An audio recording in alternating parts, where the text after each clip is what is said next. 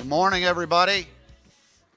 I'm going to wait just a couple minutes because we're expecting, I see now we're starting to get some people coming in. So just thought I'd welcome everybody to Coverings in Las Vegas. I am in Las Vegas, right? Yeah, Las Vegas, Nevada. I'm Bart Bettiga. I'm the Executive Director of the National Tile Contractors Association. The NTCA is one of the five owning associations of the show Coverings. We're excited to be back. It feels like our show is back. We were in Orlando last year in July, through the COVID process, but we're really expecting a great 4 days, and we're happy that you're all with us, for sure. I'm going to start the session here, and we can go a little bit long, but I think there's a program that comes at 12:30. So our program is called Successful Exterior Installations and Innovative Technology. I mean, we've got 6 excellent panelists that are going to talk about specific cases. I could sit up here with slides talking about new technology. I think the most important thing is we actually get our members. Every member of that's up here of the NTCA is actually a 5-star contractor, and that's a company recognition program that we've offered for about the last 10 years. And I'm happy to answer questions about that at our booth for any of you that might be interested in that. This program is an AIA and IDCEC accredited program, as are all the sessions at Coverings, and there are forms in the back of the room. At this point, I want to just let each of our speakers, we're not going to go into some long introduction, but I want our speakers to introduce themselves and tell you just a little bit about their business and where they're located. And we're going to start with Erin on the end. Hi, Erin Albrecht, J&R Tile. We are in San Antonio, Texas. We do residential and commercial tile and stone. I'm Woody Sanders. I'm with D.W. Sanders Tile and Stone Contracting out of Atlanta, Georgia, and we do residential, and in this particular segment of the market, we actually take commercially. Dan Lambert out of Vail area, Colorado.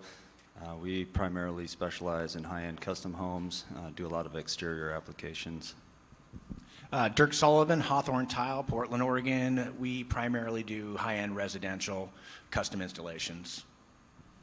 Martin Brooks, San Francisco Bay Area, high-end residential contractor. John Cox, we're from San Antonio. We're 5-star. Our focus is high-end residential. That's our bread and butter. So we got a little bit of both. We've got some commercial, some residential, and we're from the East Coast all the way out to the West Coast. And so, really the learning objectives here are pretty simple. Look at some case studies on new technology, some examples of that technology, gauged porcelain tile, panels and slabs in particular. I want to talk to Erin a little bit about a countertop project that she did, and slabs. And then really getting into the exterior installations. We think that exterior installations have great potential for us to increase per capita consumption of tile, in particular systems like the pedestal systems, 2 and 3 centimeter porcelain tiles and pavers as examples of that. So with that, what I'd like to do is I really would like to be able to have any of you asking any questions or interacting with our panelists, but we're going to ask that we do that at the end. We're going to go through each of the jobs real quickly, and then we can certainly talk about a specific job at that point. So at this point, I'm going to ask Erin to maybe just introduce your fire station project. I think it was 2 different fire stations. That's and right. I have a little video that we're going to play in a second, but maybe you just tell us a little bit about this job, what was unique about this job as it relates to gauged porcelain tile, panels, and slabs. Sure. So this project was clearly a commercial project in Bexar County. That's Bulverde is just north of San Antonio, and the architect that was working on this project, I had known from a previous project and had asked for some help on his shower systems after having some shower failures at some other commercial projects. So we came in and sat down in pre-construction, where I think a lot of these new technologies can emerge when you're having these conversations in pre-construction, suggesting some materials.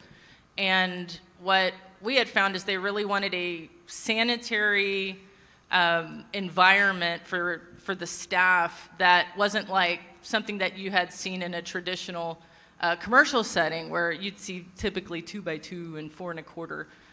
They were really interested in having full gauge panel porcelain on the walls. We had everything was from the same manufacturer. The smallest tile that was actually on the project was a 28 by 28 floor tile. So you'll see envelope cut to the drains, curbless entries. Everything was profiles and large format tile. Turned out really well. They had laminate specified as the countertops, and they were interested to see what that price would be compared to the gauge porcelain countertops, specifically 4 millimeter, 3 millimeter thickness with a full profile on the front. A lot of the labor that's included in these gauge porcelain panels, it's not just the handling, the manpower, the cost of the material, but the fabrication of it.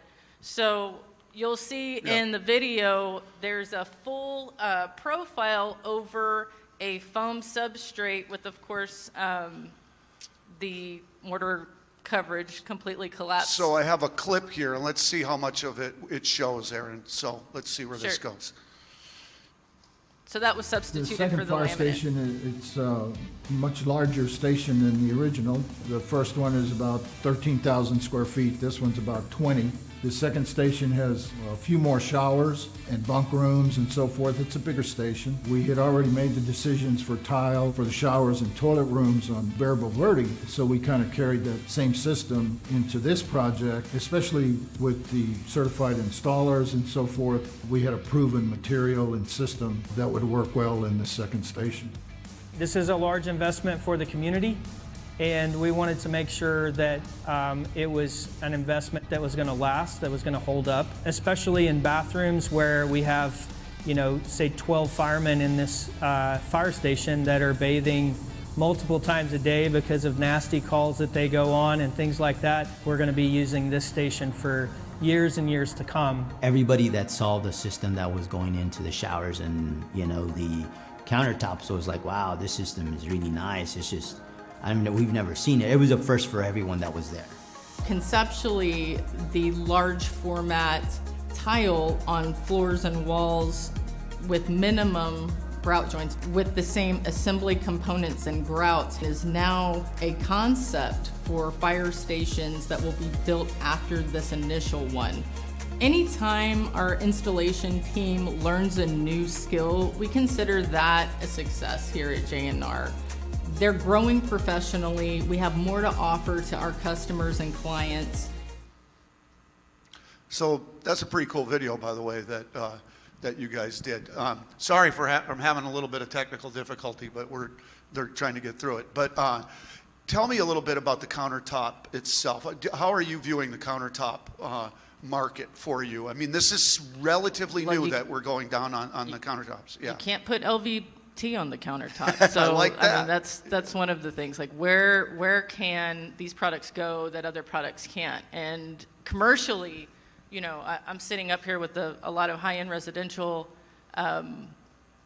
colleagues, but commercially, I can see this going really well, just for the durability and then taking all that labor out of the equation by not having that mitered edge, right? That epoxy edge, where traditionally that would be a condition where there could be damage. You can have a stainless steel or anodized aluminum trim. How about the training? How about your crews to be trained on these type of products? This is an investment in your company. Tell us a little bit about that. That's right, Bart. We have, we've been doing gauge porcelain for a while, but specifically on these countertops, it has been really since 2017. I think we did we were with John on a Coverings House on an installation design showcase. I think that was our first one that we did. So that was actually the initial 2017, 2018. And when we saw these big spaces and those long runs of the countertops, we thought, well, what a great application to have a 10-foot, a 10-foot run or 163 or 156 inches with minimal seams and really return it up to that backsplash where we could minimize the waste and really use it as a fabricator would. Where can we maximize the material value? And that's what we did on this project. They actually configured that island a little more around the size of our slab. That drop down, that wooden one that you see. And all the firefighters just can't believe that it's not real wood or marble. They think, it touches and it's so realistic now, the technology. Yeah, and I heard them say that possibly this could be a model to be used in other fire stations. Was that, the other thing I heard in the video is I think it was the architect talked about using certified installers, which led me to believe that you had really promoted that certification to your customers. That's our bread and butter, right? So, yes, those conversations in pre-construction are pretty easy because then it's very much we're going to make sure that we use qualified labor language in these specifications saying must be an NTCA 5-star contractor, must employ certified tile installers. Certified tile installers must be on site during the installation process with a copy of the TCNA handbook. And all sorts of crazy language that we have in there. That's great. GPT guidelines and handbooks. So that language really made it stick. It doesn't always happen. I know there's other 5-star commercials out there that you don't get all of them, but when you follow up and use your resources, it comes to be a successful project, especially when it comes to something like this, because we're not competing with the traditional commercial installer. For those of you that don't know, we are having an advanced certification of tile installers tests taking place and training here on the show floor, and Gage Porcelain Tile Panels is an actual certification that we're out promoting. So, congratulations on this particular job. Thanks, Aaron. We'll go back if they want to ask. Woody, I'm going to turn it over to you. We're specifically talking about high-end residential jobs in the Atlanta market, right? Tell us about this. I believe utilizes pedestal systems. Right. This was actually previously a music industry wrapper, I guess. That house that then a homeowner had bought, and they were repurposing the pool decks and the decks around it. It was a very contemporary house in the architecture, and they were looking for alternative methods to basically get a tile or a finished deck. Previously, it had concrete type pavers over it, and we were brought in to look at the project. This all is over wood framing, which offered some challenges because we had to go through and canvas, as we do with all pedestal projects, the elevations, and we found some areas that were deficient in compression strength, so we went to spread basins on some of the pedestals. He's trying to fix what's blinking here, so we'll just what goes in. I'm just curious into selecting how many different pedestal systems are out there. What's your role, or how did you go about selecting what you chose? When we jumped into the pedal, we were challenged about 6-7 years ago to look at a pedestal project. And I think, being curious always and being open to opportunities, we said, yeah, we can do that. We'd never done it, but we figured we'd figure it out. And then I started kind of preaching it to the industry, I think. Early on, we saw it but really as an alternative to all the exterior decks we're seeing, that with all the waterproofing details and all the failures we were really seeing, were hard bonded tile. It can be done successful with a qualified contractor, but we saw this as a alternative, and we kind of just jumped in with both feet. And I am, as most of my colleagues up here, a high-end residential guy, but this one product has been the one product we've been able to venture into the commercial market with, because mainly it's speed. We're not on site long enough to get in trouble, if you will, and because it's a new product. But the other side of that, it's right now pedestals are the Wild West. There's a lot of you've got two industries. We've got the 2-centimeter porcelain manufacturers. This was a landmark on this one. How thick was this material? This is 2 cm, Okay. 3/4, or 20 mil. So you have that side of it. Then you have a lot of pedestal manufacturers, both from Europe and domestically. We like Bison. That's just our tell. We'll see other ones that use different ones. We all have our thoughts there. I like it because I think Bison articulates quickly to various slopes in the roof system. This is using S151 because we need containment. We had to hard set the stairs, so this is basically folding wire lath over the membrane. We, on the top level, actually would mud that in to hold containment, and then it's holding the lath in place while we mud the risers and the steps, and then we could go back and hard set. And this was done because we needed to contain the upper deck, which you kind of see in that left-hand picture as the pedestals came in. This is a thing you have to have, that perimeter containment with pedestal systems. What goes into training your crews on this? Tell me a little bit about training, and how do you price something like this? Aaron, I think all of us, you'll find as well, we believe in certification through CTEF. We train tremendously. We take the expense of building mock-ups inside our own shops to work through detailing. Do your mechanics need to be like a certified tile installer to do this kind of work on a pedestal system? No, not right now. Yeah. I hope we'll get it there. I think there's a necessity there in anything. It is lower hanging fruit in the sense that we can a person keeps awareness that we can spin them up and get them trained fairly quickly in that, as opposed to those steps would take a master mechanic. The pedestals would be by younger guys. Tell me a little bit about pricing. I mean, materials, labor compared to a traditional bonded exterior installation like this. You know, pavers, I don't know if it's because of the introduction into the market or right now, are fairly, the 24 by 24 2 cm in my markets in the $6, $7 square foot, if you can get it. The logistics these days. Labor, in our standpoint, the pedestals are around $4, $5 square foot. As they get higher, they get increase in cost. And then labor, I'm kind of going to keep that to myself. Yeah. As much as I can. Yeah. I like it. It's a good profit center. Last year we did about $750,000 in pedestal work. That's phenomenal. So your builders like this system? Builders, and as I said, it's the one product you're seeing it as urban density keeps getting the way it is.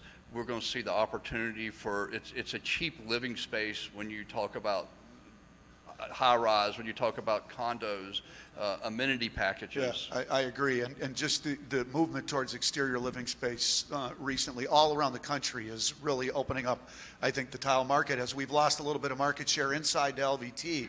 Not that we don't want to get that back. This opportunity with these products really, I think, opens up our industry. I think the other thing we miss sometimes is MEP through this, right? You can get your speakers, you can get your mosquito misting, you can get irrigation for planters. That all plays in this. Dirk will show something that's absolutely just out of this world cool. Yeah. So with that, we're going to move to the mountains. So Dan, tell us a little bit about this particular job. Is this obviously a logistical issue, right? Yeah, so this particular job was a hotel that we had some interior and exterior work going on, gauge porcelain tile panels around a spa that led to the outside. And obviously there's some logistical challenges with getting 5 foot by 10 foot pieces of porcelain through elevators and through hallways and so forth. So utilizing a crane, we were able to do all the demolition on the work, crate everything up, and then bring the crane in to deliver the panels and basically crane down all the demolition work. Made it very efficient and saved a ton of money as far as just labor cost. Do you rent the crane, or do the builder? How did that work? No, I rented the crane. Yeah. What does that cost a day? I think it was there for 2 hours, and it was under $400. Wow, what compared to trying to haul all that material up through elevators? Yeah, mm-hmm. I wouldn't do it any other way. So talk about the installation a little bit, Dan. The installation on this was a Or is this the same job? This is a different job here. Okay, so let's move to this one. This is a Okay. 2 centimeter, right? Sure. So this one here, originally we had done the work and it had a cement tile installed, and it's south-facing, sits about 8150 in elevation, and the north side of the project, where we did the same material, held up great, but the south side was basically just blowing apart and spalling and having a lot of issues. So the builder asked what we could do to, emulate the same look.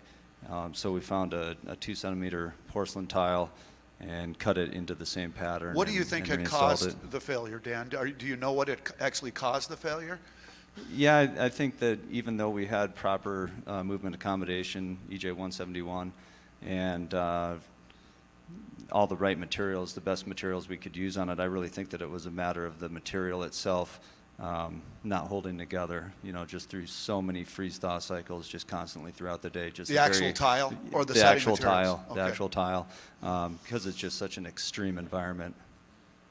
So climactic conditions for you in the mountains, how do you plan installing these products on an exterior? Do you have to do it at a certain temperature, or talk about that? Yeah, it's best practice to have the materials, the tile, the mortar, substrate, everything within a certain temperature range of each other. And then also keeping direct sunlight off of the installation while it's being installed. Those are all key components, and then keeping a consistent heat throughout the time that the mortar's curing. And you also have done work with pedestal systems, is that right? Correct. So does this tell us about this? Yeah, so this is another job in Vail.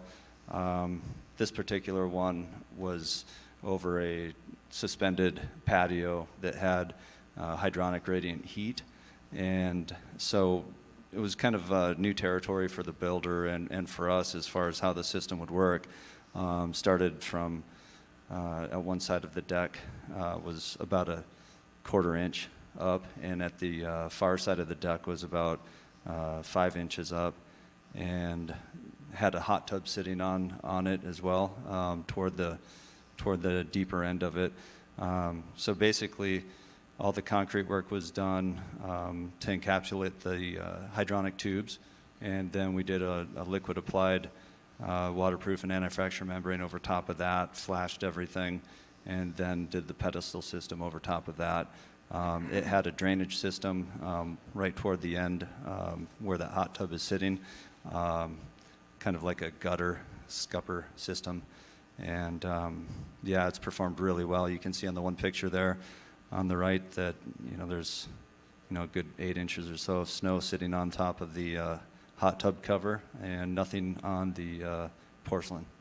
How do you approach the builder with this? I mean, you have to introduce this type of technology to them, or are they aware of it? They really weren't aware of it, and they weren't sure how to do it, but it's becoming a lot more prominent now that people don't want to have any kind of slope on their decks, and it's required. It really does need to be a 1/4 inch per foot minimum slope, and in order to actually get a system that people are happy with, this really seems to solve a lot of problems, because we can create a flat finished surface and have the proper draining underneath. And a lot of the issues that are common in exterior installations are grout issues. In these applications, there's no grout required. You just don't use grout. So that's one less thing to have to worry about. Do the pedestal systems reps come in on training you how to use these materials, or what's the role there? I didn't ask Woody that, so I'll ask you. Sure. Yeah, from my experience, the manufacturer reps are very helpful. They want to see their products succeed and be part of successful applications. And so they're usually more than happy to come out and do a tutorial. And time to install compared to a bonded? I mean, can you put the pedestal system in and set it the same day? How does that work? Yeah, absolutely. It's the thing that I really like about these pedestal systems are we're not as concerned on the climatic conditions. We're just basically dealing with the pedestals themselves and the tile, and so typically with a direct bond application, and having to tent it and protect it from direct sunlight. These applications don't require that, and it saves a lot of time. Thank you. All right, Dirk, we're good. So we've moved from San Antonio to Atlanta to Vail, or the mountains in Colorado, and now we're in Portland, right? So Dirk's going to talk about a pretty cool project this one was. So tell us a little bit about this, Dirk. This is an interesting situation. This home, and unfortunately, I think it was, I don't have the exact date it was built, but it was around 35 to 40, sits on top of a spring. And so this homeowner who had recently purchased a house, they knew that essentially the basement or cellar space was pretty much unusable because it was always wet, always wet. And at one point, it had as much as 18 inches of water in it. And based around what's happening outside, the amount of rainfall, it was hydrostatic. It's all coming up from underneath. And so what they decided to do was, I mean, our builder came to us and asked what kind of flooring could we do here, and they were talking about what they wanted to do. They wanted to come in, put in a French drain, put in a high efficiency super industrial sump pump, and then a industrial dehumidifier with a pump. And there's a photo of that back there. But they were also able to carve out the concrete and put all the infrastructure for it inside of the concrete. And what it allowed us to do is come in with pedestals about 6 inches tall and just run the flooring. One of the other things the homeowner wanted to do was, and she was a really fun person to work with, she wanted to light it from down below. And so this is the picture here is basically they're kind of testing out the rope lighting. It's a exterior grade rope lighting that kind of runs through a series of colors. They're just like right now, unfortunately the job's not done, so we don't have great photos of a complete project, but I was trying to get as much of it as I could in the photos. So on the left we have the dehumidifier and then the infrastructure for the pump. So will that show through like the grout joints? Or Yeah. Show through the grout joints. We use an really Ardex cool pedestal that also has an adapter that makes the joint 3/16 of an inch, and so that's what we chose to do because it would allow more light to come through. And is that what it's going to look like here? Yeah, that'll be what the whole floor looks like eventually. And that other photo kind of on the left shows basically that it's just rope lighting running through it, but it projects pretty well. And are you doing a lot of pedestal work in the Portland area? Yeah. And you're mostly high-end residential, Yeah, right? exactly. We've done a number of large exterior jobs similar to what Woody was showing, and very successfully. There's no callbacks. It's a no-brainer. Our crew adapts to it very quickly. Cutting the 2cm pavers is relatively painless with the right equipment. When it comes to like a snap cutter or the right type of bridge saw. And what's your role in introducing this technology to your builders? Anybody who will listen, I'm talking about it. They talk about exteriors. We are bringing this up as the only option we're going to have available, just because it's. Let me just put it this way: I've got a deck I did, an exterior deck that I did, 2-inch mud. Everything was done right. That I'm still maintaining after 20 years for the fourth owner of the house. Luckily for them, my name gets passed around. And I'm just like, that's just horrible. Nobody, I mean, it's one thing, it's an honor to go back and look at your work and see that it's surviving, but it's even when it's properly installed in Portland, Oregon, the weather's demanding on the system. The expansion and contraction, expansion joints they get blown out after a few years.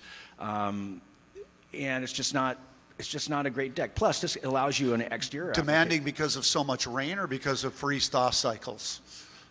Freeze-thaw cycles is part of it. In Portland, Oregon, we might get 1 or 2 hard freeze-thaw cycles a year, but the summer months are the hardest on it because, you can take a temperature reading of a deck and it's over 200 degrees, and at night it's like under 50. Wow.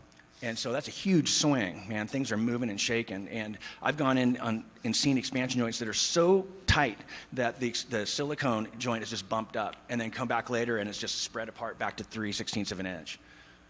That's cool.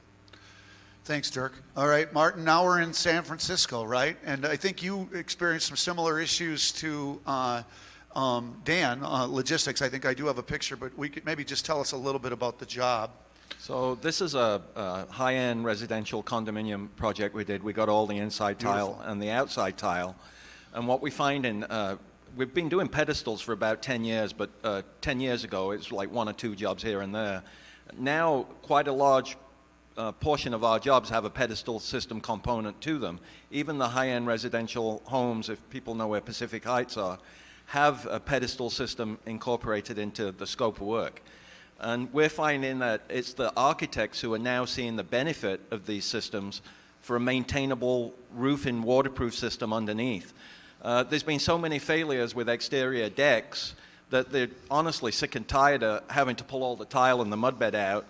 And you can imagine doing a job like this. That would be a large project to undertake to repair a membrane and even find where that leak is on a project like this. So with a pedestal system, you just pop up a few tiles and you're able to easily maintain that waterproof membrane underneath. And the architects love that. It takes away all the efflorescence problems, it takes away any latex leaching, any drainage problems, and it just gives them a nice, pretty much flat surface that's usable that would probably be difficult to achieve without a pedestal system. So if they don't, I mean, I think this is incredible, by the way this project looks. What alternative, what competitive product would they use if they don't use tile or a pedestal system?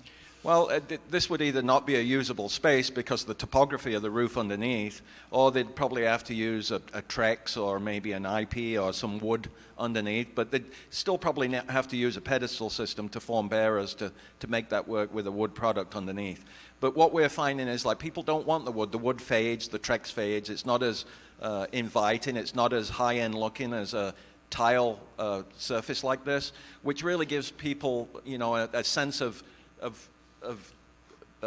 like wealth. And when they're buying these units for $2-3 million, they don't want to see a surface that doesn't hit the mark. So this is common area. This is for everybody who buys a condo in that building to use. So they look. Is there a lot of this in downtown San Francisco? Yeah, I mean, this is in Japantown, so it's not too far from downtown. But and you know, this I think was probably around 2,000 feet. 2,500 square feet. And you had to get it up there too. You rented a crane. Did you have to do that? Well, we piggybacked on the contractor. He let us use that. And we're finding that we're actually implementing more of the piggybacking on the contractors. Unlike Dan at $400, we're about $1,200 an hour for a crane. Well, everything's more expensive in San Francisco. Yeah, but not only $1,200, they have to get a permit. They have to get many permits. They have to get a street permit. They have to get a permit to block off parking. And it's a logistical nightmare, but if you can do it, you can only imagine the time it saved trying to take that up 6-7 floors. And we have another residential project we're doing right now, which is on the 11th floor, and they actually removed a window and craned everything in a crane like Dan used, and they were able to just get it in there. So we're finding that the use of cranes is really advantageous to us. And this is your guys doing the pedestal system, right? Yep. You've looked at lots of different ones. What do you use? Well, like Woody said, it's a Wild West out there, so we want a reputable manufacturer who we can trust. This was Profilitech. We're always looking for that reputable company that will stand behind the product because we don't want it to fail, and we're just looking for quality. We don't care about the cost, we care about the quality.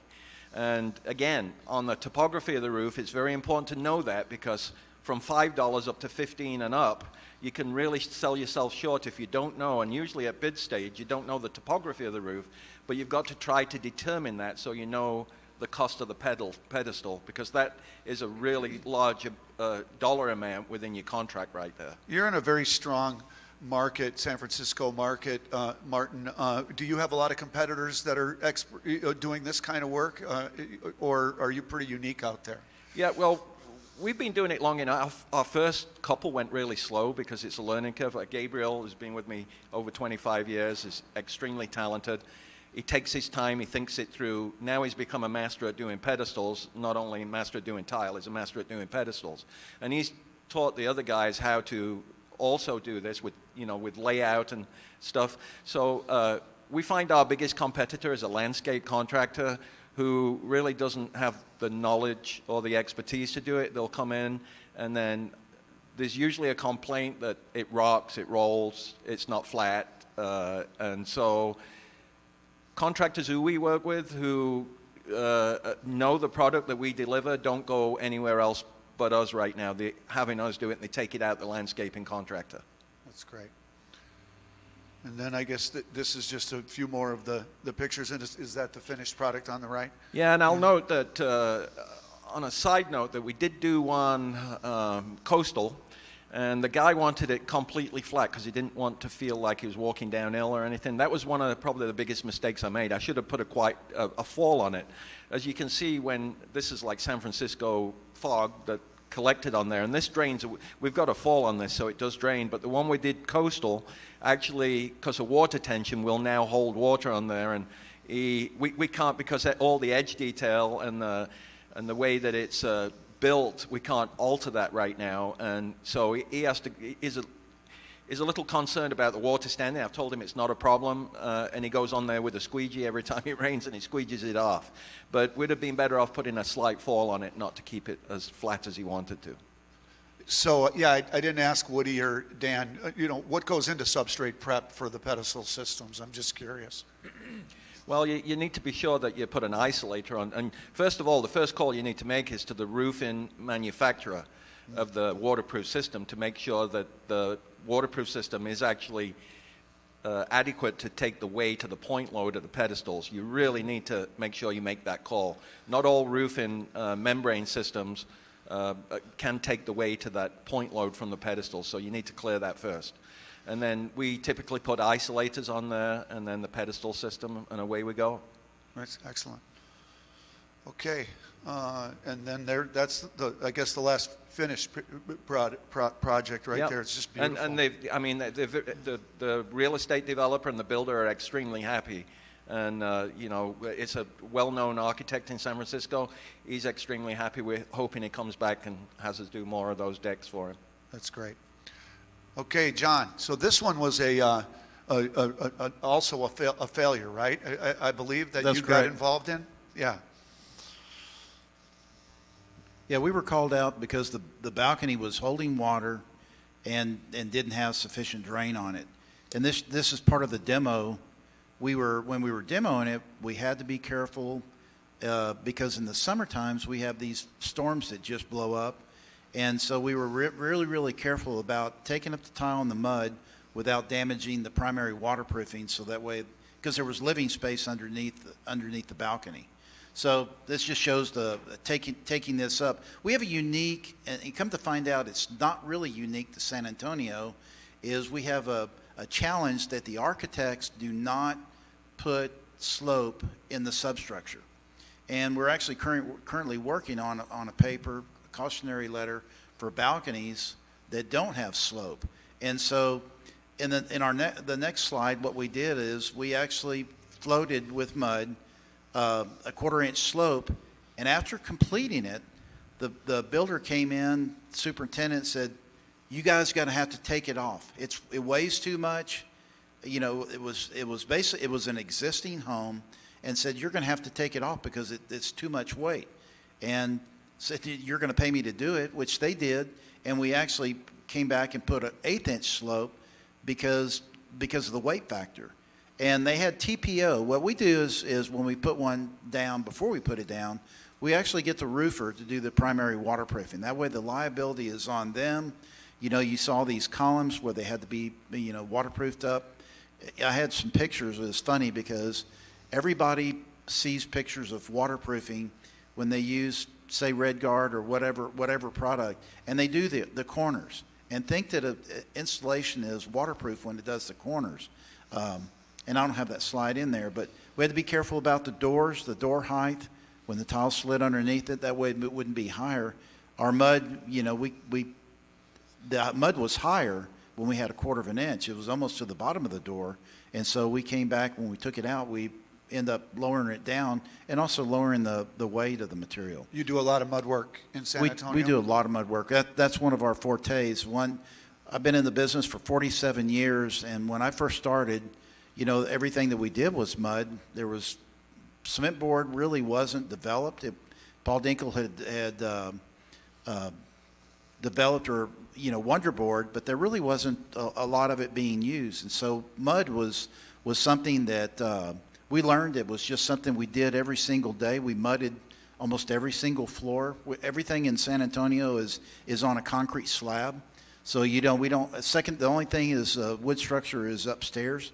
And so, mudding floors was, just something that came natural. And so I swore that whenever, I started in business that we were going to continue to do mud because there's a lot of things that you can do with mud that you cannot do with foam board, backer boards, whatever radiuses, curves. It's very difficult to do that. I'm not saying it can't be done, but it's very difficult with mud. It's really easy, and once you understand the dynamics of doing it, it's fail-proof. It's a great product. Another certification that the CTEF is doing, the advanced certification, is mud walls and mud floors, and they're actually doing that on the show floor. So earlier when we looked at Aaron's project, we talked about the Gage porcelain tile panels and substrate prep. Those are two of the advanced certifications, but also mud floors and mud walls. So all of that's getting promoted. So then you had to reinstall, right, Dan? Or John? Yeah, we had to reinstall everything, and we were originally going to do a tile base, but because the roofer did such a poor job turning up the TPO on the corners, that I told him we couldn't put base, and so they ended up using this copper flashing, which it came out pretty nice. It just rained that day when I took that picture. It's not holding water like it looks like it is, but It's beautiful material. But yeah, and the one thing that I said, you're going to have to use a large material to shed the water. That way it doesn't hold in the grout joints. And we end up using a 24 by 24. And then, of course, we have movement accommodation joints around the columns, and the perimeter. And actually where that doorway is, we had a perimeter joint there also. And you see the slope from on that back wall. You see the slope that was built in. And this is, I have these slides because this is a unique balcony that we're going to be doing. This is on a large home. It's 80 feet long from one end to the other. And the architect, when I first arrived on the job to look at it, the roofer came up and he goes, "You're not going to like it," because he knows how adamant I am about a 1/4 inch slope. And I said, "What do you mean I'm not going to like it?" He goes, "You're only going to be able to get 1/8 of an inch slope." And so, the first thing I did was call the builder and say, "That's BS." He said, "Well, let me call the architect," talk to the architect. We scheduled a meeting. He came out and said, "Well, I had a 1/4 inch slope drawn." And it's like, "Well, Mac, it's not." So we end up having to put an 1/8 of an inch slope. But what we did to try to vacate the water is all the way around he wanted a 3/4 inch reveal. And the only way we could achieve that is plotting these points going back to the house where there's ridges and valleys. And I'll show you the next slide. That's the impact it's going to have. It's going to be a 4x8. I sketched this out. There was a 4x8 paver that we're going to have to cut all those different points, lay it out and cut it as we go. I told them it's going to add 2 weeks, not only floating it, but also cutting all these pieces is going to add 2 weeks to the time frame of the job, which they agreed. I actually made a mock-up with foam and took this to the architect, which he was, at first he said it can't be done. And then after he saw the mock-up, he goes, "Well, that's remarkable. I'm glad that you pointed it out." And what we're trying to do is we're trying to educate architects, design professionals, that they have to use slope in the substructure. We can't use pedestals because the balconies are flat. There's no way to vacate the water. And so that's what we're working on, a diagram. We're working on some type of a method where universally it can be used everywhere where people will have success instead of failure. So you're talking about the subcommittee that we have through the NTCA that's going to be in the reference manual, in the NTCA Yes, sir. reference manual? Yes, sir. We're trying to. We've got a panel of guys that are working to develop this standard. Again, a means of making successful installations instead of problematic. That's great. And that when we do those documents, we work not only with the installers or contractors, we work with the setting material and the tile manufacturers in those subcommittee process as well. Does anybody have any questions about any of these? I have a couple of other questions. Cody, did you have one? Is there? No. Yes, sir. Back there. A few years ago when 2CM pavers just came out, pedestals, and then it seems like they hit the brakes for a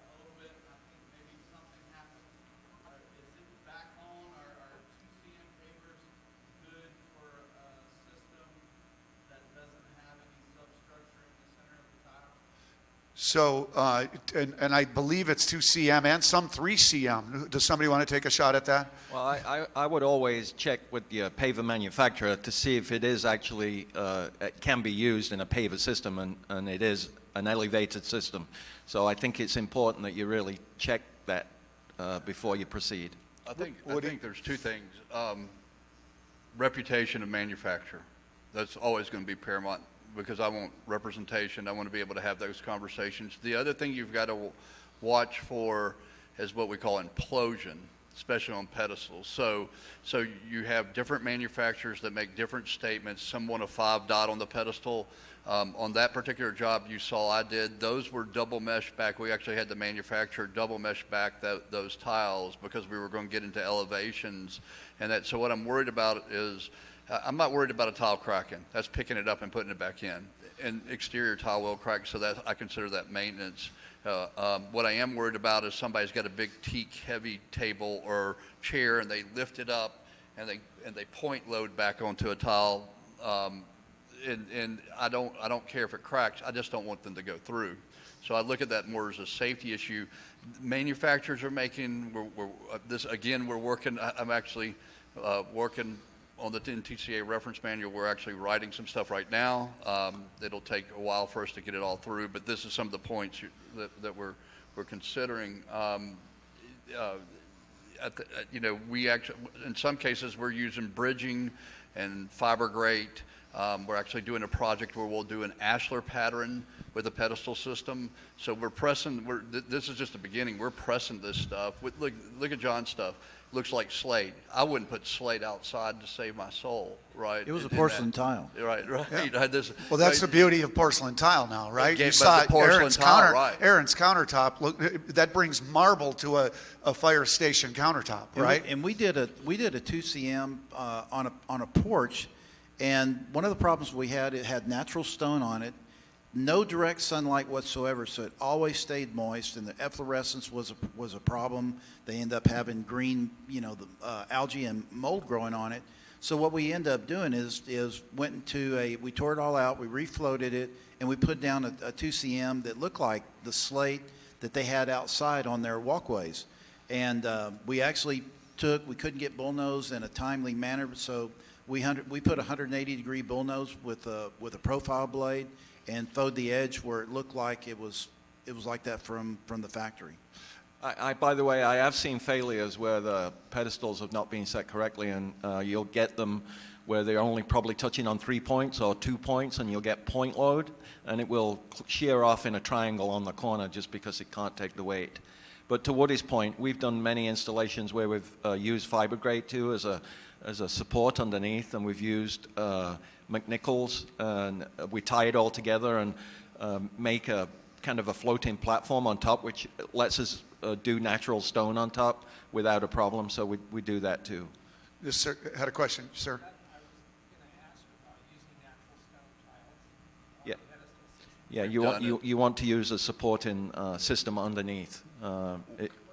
We did a project where we did Indiana limestone, but we worked with ILI and got the modulus of rupture, worked with the engineers on it. We ended up having, those were 2 foot by 4 foot, but the paver thickness was 2 1/4 inch. We went 2 1/4 inch Indiana limestone, which you can imagine raises labor, becomes logistics. We had to build special carts to actually used HVAC lifts to actually put each tile into place, because we couldn't get heavy equipment across the membrane. Do you have to make sure that whatever stone is suitable for an exterior? Because some stones are very moisture sensitive, right? Not so much of an issue with pedestal side, right? But what becomes, because this is so new, that you've got to get back into who's representing the stone. Where's the modulus of rupture happening? What can this actually be done? So there's a lot of investigation sometimes, and we're kind of out there on the edge sometimes on this. I went to look at a job last week, and I'm not doing it. I just went to inspect, and they have 4 feet by 4 feet bluestone, 3 centimeters thick, and that piece weighed over 360 pounds. My first question is, have you cleared that with the roofing manufacturer, because that's a lot of weight on each pedestal? And they hadn't. And that would be my first call to see if that roof can actually take that weight. Yeah, that's interesting. And then secondly, it's the poor guys who have to move that 360 pound. I mean, it's very limited how many people you can get around it, and it would be back-breaking work to actually install that. So does the pedestal systems, this just came to me, do the pedestal systems open up the opportunity to bring stone outside? Because direct bonding creates such an efflorescence issue sometimes, right? So this might actually create opportunity for the natural stone Right, industry. I think with we do a lot of Indiana limestone pull decks. It's called alkaline staining. It looks like it's brown. People don't like that, obviously. I think it opens it up. I think the porcelain manufacturers will continue. Look, that project is from Landmark. They called a whole line. They call it the Bluestone Project. They're knocking off everything from true blue to full range. We're seeing it. I think you'll see textures become more of a thing. I think they're just all of us are just touching the beginning of this, right? We see the evolution of tile. We see what pavers will do. I think we'll have some other things to address in wind equalization in the future. We've got some things to still address, but we're getting there. Anybody else? Niall? Dan, on the exterior hot tub that you did, what cautionary things did you have to do, or what support did you have to change under the hot tub? Because I know the hot tub weighs a lot. Fill it up with water is really good. Yeah, that's a good question. Thanks, Niall. So basically, to accommodate the point load, we doubled up the pedestal system underneath of where the hot tub was set, because we knew that, filling that thing up with water is going to add a lot more weight. Adding bodies in there and movement and so forth, could shift things a little bit as well. So yeah, working with the tile manufacturer and having the good communication with the pedestal manufacturer, we were able to, come together with the proper steps to make that sustainable. I'll say this really quick. We did one which I wish I had pictures of, which was another large pedestal project that had a hot tub. We actually had the hot tub installed first. And the hot tub got installed and leveled out, and then we went around the outside of it. And one of the things we've been doing with our pedestals and exterior is anywhere it comes in point of contact with something, we take those, I buy them at Office Depot, the little clear rubber bumpers, and we actually put them on with CurdyFix. We don't use the adhesive, we put them on with CurdyFix on everywhere. So anywhere the pedestal, or anywhere the paver is hitting an obstruction, it's up against rubber. And so that was because they wanted to put it on top, and I was like, yeah, I don't know. I don't think that's a good plan, at least in this situation. And ours was the same on that residential condo there. We put the tub in first, and they actually liked it because it greatly reduced the height they needed to get in the tub, so it made easy use a lot better. Did you have something else you wanted to say, Dan, or no?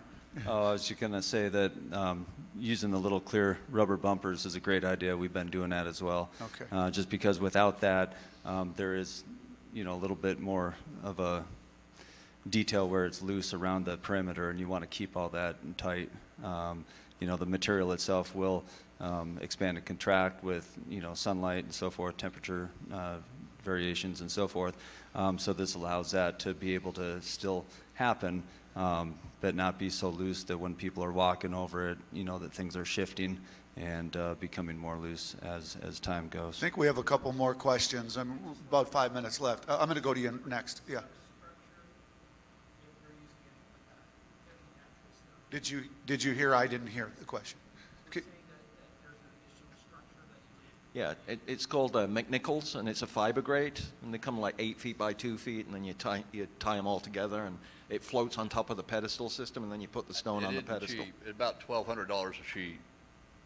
So you have to. You don't always have to use that? Or? Don't. Well, so we've done projects where we've intermixed wood tiles into porcelain tiles, and then put turf, and then we did pedestals, and we used fiber grate to hold up that, and then turf was put over that area. So it allows, where the landscape architect's going with it, there's some cool design features. You have a question back there, sir?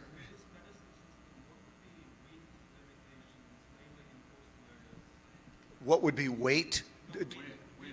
Width. Anybody? Well, it's as wide as the tile, so it's not determined by the pedestal. Oh, wind. Well, so Woody, but there's only Miami-Dade have a wind shear for pavers right now, and I think Woody knows more about that. I had to have my interpreter up here because the hearing. Wind equalization or wind uplift, right? There are some of the pedestal, here's the Wild West, right? And you've got, and this is what we're trying to, I think, trying to kind of pull together right now. You have pedestal manufacturers that are making trays that require you to take an adhesive and adhere it to the tray, and then it grommets down onto the pedestal. So you've got that way of dealing with the equalization. You've got, but in that, so you've got other ones that are making PVC trays that are going there. So this is the answer at the moment. I'm hoping some innovation will come through the porcelain manufacturers. I've got my own ideas there. But when we get into those projects, there becomes a lot of detailing on perimeters. It just gets to the point where, hey, I've got to bring an engineer, and a lot of times the pedestal manufacturers, because they're doing that testing. Right now, the only standard out there is Miami-Dade, and that's a bonded system. That's not a floating system. So they're testing to that. We've seen some good results, but I'm looking for an engineer to sign off on it before. I don't have a PE behind my name. I think one of the biggest challenges we have is edge containment, because not all pedestal systems have an edge containment system. So you have to get a little creative. We've figured ways how to do it, but otherwise it's very unsightly on the edge because you've got a big gap there, a big void. So edge containment, I think, is something that the pedestal system makers need to work on to find a system that looks good and actually works. It's interesting, as I'm hearing this, at NTCA, we're always promoting about following industry standards, installation standards. But as you're seeing, as tile contractors and five-star contractors, you can't really develop a standard sometimes until you have 3, 4, 5 years of actual practice in the field that works. And so it takes a lot of work. It takes a lot of forethought, a lot of meeting and partnering with manufacturers to proactively install projects before we can actually develop a standard. So, and because we're on the front line, Bart, a lot of it is trial and error too. We have to experiment, and sometimes it's not, it doesn't always work out so well, but we have no choice because we're on that front line. We're on the cutting edge of technology. I've just got about a minute left, unless there's another question. I wanted to ask about, there's another seminar taking place here at the show on 2 and 3 centimeter material dry laid in sand. When I was in Europe about 4 years ago, they were really promoting that at Chersai, the actual dry laid installations. When I talked to some of you earlier, some of you felt the landscapers might be doing that. Some of you felt as the tile contractors you might be doing it. What do you want to talk about that? Actually, have you done any of it? Absolutely. I'm always going to say the tile contractors need to be doing it. And I'll say this in all fairness to that because we understand silica, right? With the protocols coming out and that, generally speaking, landscapers are with cut-off saws and they don't understand how to cut properly. That just saying. And that we're doing a lot of sand, what we call sand bed pavers. We're doing them as steppers with the landscape where AstroTurf or turf is being put around them. We're doing patios where we're coming up with, in our area, I'll use some term, 57 gravel. You have to excavate about 9 inches. It's 57 to number 9. We put a drainage fabric in, and then we're going with a product in our market called M10, which is it's a granite dust, if you will. And it just lets all that water drain through, and we're leaving the joints open. To your saying, we're actually, believe it or not, using, if you looked at particular pedestal manufacturers, we have spacer tabs that they put on. We're actually using the spacer tabs to hold everything. Again, you have to have some containment. You can't just let this float. There's probably some opportunities for driveways out there as opposed to hard bonded, because what we're doing, we're living in expansion joints, grout joints, things that are kind of nemesis in our industry. In Mississippi, where I live, you've got all these patios, but they crack and there's so much movement. I would think that just laying it in a sand bed might, I'd like to be a guinea pig for that, to be honest I with can you. foresee where where the innovation of some of the allied manufacturers that will actually, I can foresee that we'll see some uncoupling type dry lathe systems where the top can just be placed into it. I see that coming. I see that coming as this market kind of takes off. Dirk, did you have a comment on this? I thought you were trying to say something. No, Yeah. no, I'm good. Okay. I'm just going to finish up. I want to go back to Aaron real quick because we got into the pedestal systems, which is great, but the Gage porcelain tile panel market is really, really hot right now. And I'm just wondering, Aaron, where you see the market going for you commercially. You've invested in your people. What advice would you give to, smaller contractors? This is not a one-person type job. Investment in tools is expensive. Your thoughts on the actual Gage porcelain tile panel market? Absolutely. The tools are an investment. The training for your staff is an investment. And I think just like the guys with the pedestals and talking about, educating that architect, that landscape architect, the hydroponic system, right? And just some of the creativeness. John educating his client. I think the more that we educate the architectural and design community, the more we're going to see these new products, but they simply don't know about them if we're not going to let them know. And one thing that 5-star contractors can do is give continuing education units on several things, and I think 2CM pavers would be a great one to add to the arsenal. If we don't have it already, I don't think we do. I think we definitely should, because that's a huge market for us to go after. Yeah, I know the Europeans really view the 2CM and 3CM market as really a untapped potential, and it is selling in Europe and other parts of the world. So I'd like to see the tile guys do some of that. And Just to like I'd like to finish see the your tile guys, question- the tile people doing the countertops, the porcelain tile countertops, even though there may be fabricators that are starting to look at that. And once they specify it, like the fire station, they'll continue to. So I think it's just one architect at a time, one designer at a time, and it will continue to flourish. Okay. All right. Well, I would like to thank our 6 panelists, and please give them a round of applause. And look forward to seeing you all on the show floor. Come on and see us. Thank you.